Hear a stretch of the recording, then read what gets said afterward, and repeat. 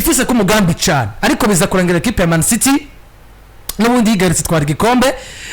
uno mwaka Arsenal n'ubundi yagarutse kandi mu nkomezisha no kugomba gutwara igikombe kandi umugabo witwa Michael Arteta n'abasore biwe ariko bigaragara ko n'ubundi umwaka twavuga ko ari kuba mwiza kuri equipe Arsenal wo kuza gutwara igikombe bahasanze equipe yitwa Liverpool ubundi equipe nayo bigaragara ko akakanya ari equipe nziza ku mugabane w'Uburayi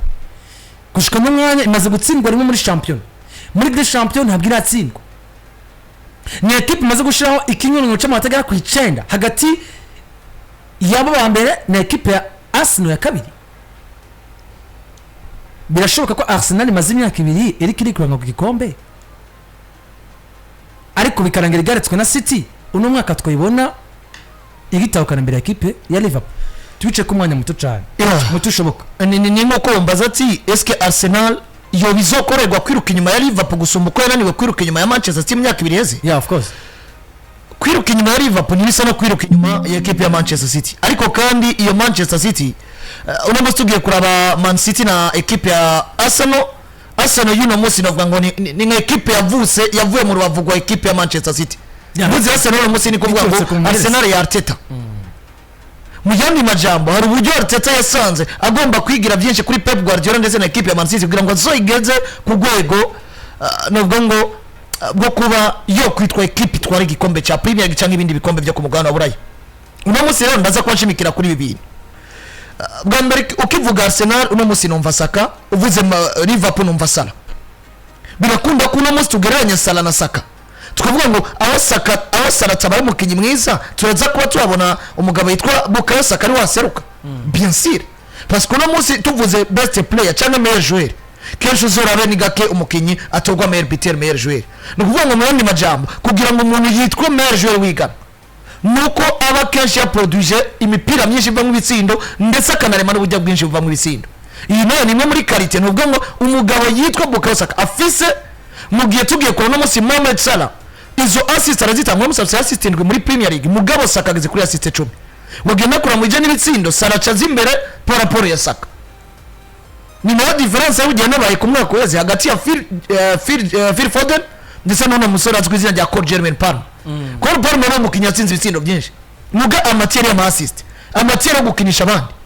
vyagaragaye ko ari we Chelsea yashize imbere mu bijanye no kwirondera ibyo bitsindo nubwo atari nimero 9 rwo ngo niwe yarahetse equipe na Chelsea mu bijanye bitsindo inyubako no mubaze ariko umupira nushika imbere umusaruro wabaze umugabo yitwa Cole Palmer ibi rero biranyeka ngo nimbagezaho Arsenal ifise umukinyi nka Bukayo Saka dushobora gutangura kwiyumvira ko yo concurrence umugabo yitwa Mohamed Salah birashoboka ko Arsenal yiruka inyuma ya Liverpool contrairement chance bitandukanye n'uburyo uno munsi byari bigoye kubwira Martin Odegaard atiruka inyuma ya KDB contrairement nuko twari kubwira umukinyi nka Bukayo Saka ati inyuma ya Bernardo Silva ibi bintu vya Premier League no saison sinzi ko muri ko murabibona uno munsi equipe zose ziri serie de façon udashobora kwiyumvirako uno munsi Chelsea de Blues erega yo detourna situation ihagaze neza inganya amanota na Arsenal ya na kintu na kimwe kitokunda Chelsea de Blues ifise kwa hizo tabarashobora gutsinda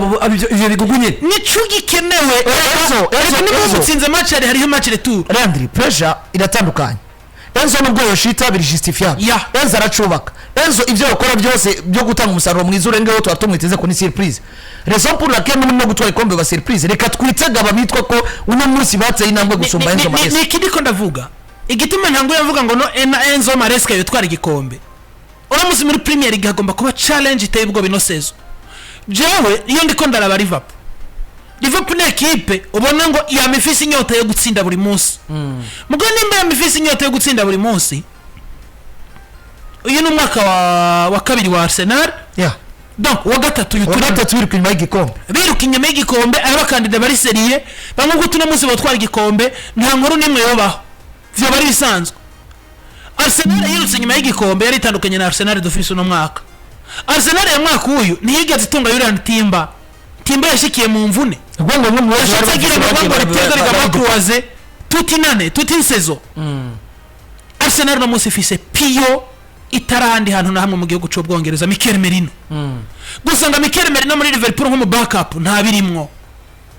nivyo no munsi kwa Liverpool amaze kuba navuga ngo hari ico kintu citwa Curtis Jones ndetse n'itwa Dominic Szoboszlai navuga ngo iyi ni niveau imwe ni 50-50 selo na equipe ugiye gukina nayo nivyo ushaka mu kibuga gutanguza Jones canke Szoboszlai nta gahombo kahari experience imaze kwiboneka mu mugabo yitwa Alexis McAllister Ryan Gravenberch yatoye gwego gwiwe ivyo biriho kwa Arsenal uza gusanga biri muri parte biri muri Declan bikaza no muri Martin Odegaard ari ku mu backup wa wundi azavuye kuri bande touche wa wundi ushobora gutanguza match ukavuga ngo nabuze Odegaard ariko match tugomba ko yaaccelerate uko bigenda kose ni Mikel Merino rero namusi navuga ngo Arsenal n'umukandida riseriye kuri Premier League ashobora kuza gukonkiransa equipe ya Liverpool wanashaka no gusumba ko yirukanze kuri Manchester City yakirangiye akanorerwa kwera ko kantu Liverpool namuzi twara bikomejeko gerageza 21 ukwezi kwa 12 kuturimo igikombe cha Afrika kiratangura bongo birashoboka ko equipe ya Liverpool itakaza uwitwa Mohamed Salah na kwizona mutagaza se kuvuga ngo birashoboka mu gihe equipe ya Arsenal ni 100% equipe barayifise kuko no wari kujayo yari tomo partie Ghana niri karifi nubwo ngo barafise ingufu zo kwiruka inyuma y'equipe ya Liverpool mu gihe Liverpool tubona ishobora kugira faiblesse yo gushita umwanya ikindi Liverpool ni equipe imaze kugira squad yagutse ariko no munsi nawo kwizera ko tuzobona Gravenberch kuri niveau de Bialaf nawo kwizera ko tuzobona Curtis Jones nibyo Curtis Jones aso mu backup wowe na Szoboszlai no munsi barahererekanya mugabo McAllister mu backup wiwe ninde nitwiteze kubona uyu McAllister DDB Giscalaf nikuvuga ngo kugira effective yagutse ni vyiza mugabo kandi iri experiment kwigikombe gibisuko kirondego kandi amusubiye kura mu myaka yeze Man City cyatumye naniza Arsenal cyane ni nuko Man City yaranije izindi equipe yebso menyereza mwiza please uko kuna equipe imaze kugira strategy yo kumenya gutwara igikombe gusomba indi yari yose muri Premier League mwino myaka 10 yeze kuko gutwara Premier League zitandatu mu myaka 7 yeruka egara yuko na Liverpool nayo kwiruka inyuma ya Man City byarayigoye uno munsi Liverpool nayo yirutse inyuma ya Arsenal mu korerwa paraporo ya Man City nubwo koraga yango ni equipe zizinanye mugabo zigomba guprofita la faiblesse ya Manchester City na saison bituma tuvuga ngo Arsenal reka kwiruka inyuma ya Liverpool kandi bigaragara ko Liverpool hari inguvu nke ishobora kugira igashita kuko Liverpool twarabone mu mwaka weze idatakaza yabuze abakinyi mugabo bagaruka ngashitakaza imbere ya equipe none none yasigura abantu kuntu Liverpool yavuye muri course mu mwaka weze ngo ni equipe nayo nubwo arimo muri equipe ifite Premier League nyinshi mugabo atakinyi rushije Arsenal no munsi mujya no kondera Premier League no cyancana mu mwino myaka 2 ko Arsenal babaye abakabiri Liverpool nabo nubwo ngo bari ngaho hafi nuko bimeze kuri Arsenal de Gunners ndetse na equipe ya Liverpool erega mugabo bwana Mike abashobora gutakana igikombe cya English Premier League cuno umwaka iki kintu Liverpool ko yasumba Arsenal niki iyo ugiye kuraba niveau ya Luis Diaz ukarabana n'abana ba Martin Odegaard na Gabriel Martinelli na Leandro Trossard ni visaguza kuba ari point for rero yabo n'umugabo witwa Bukayo Saka Bukayo Saka rero cuzo mu compare na Mohamed Salah experience na maturity muri Mohamed Salah nico kinovuga ngo kiriko kiratuma Liverpool yitwa kwikuze kuri Arsenal batangwe tout simplement championnat nabi imvune za Odegaard basaka batimba to nato Karafiori nico kintu chapter ya Arsenal sino ni equipe ifise inguvu yongere ko para imyaka 2 heze nuko bimeze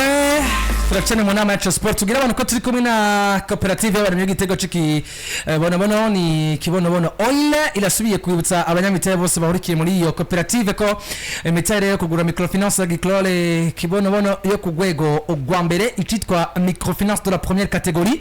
yatanguye gutangwa umutare rero umwe n'amafaranga y'amarundi amajana 250 cooperative y'abantu y'ibiki bono ikaba ihemagariye abanywanyi bayo bose gushira imitare muri microfinance agricole kibono kugira nabo babe abanyamita kibono oil yamagariye kandi n'abandi bose bavyifuza n'cancana gwaruka gwiza bijanye n'ubutunzi rukirondereza akazi gushira mu mitaye kuko aribo bazohegwa ko igihe ubuzi buzo butanguye gutangwa menya neza ko ikiringo cyo gutanga imitahe na amezi 2 ni kuvuga bizoherana no kwezi kwa mbere 2025 turibukije kandi ko wese yifuza kumenya vyinshi ko cooperative kibono oil ikorera mu gisagara cya Bujumbura commune na Hangwa zone Ngagara quartier industriel avenue de Luyowa hagati ya isoko ya Sion na Kotebu hefu yi hotel Kangalo aharabana na OK Bazaar mu nyubako ya Letraco bureau numero 102 cyangwa numero 102 telefone za 69 majana 188 majana 11 cyangwa 76 majana 181 majana 665 cyangwa se 79 majana 40 majana 814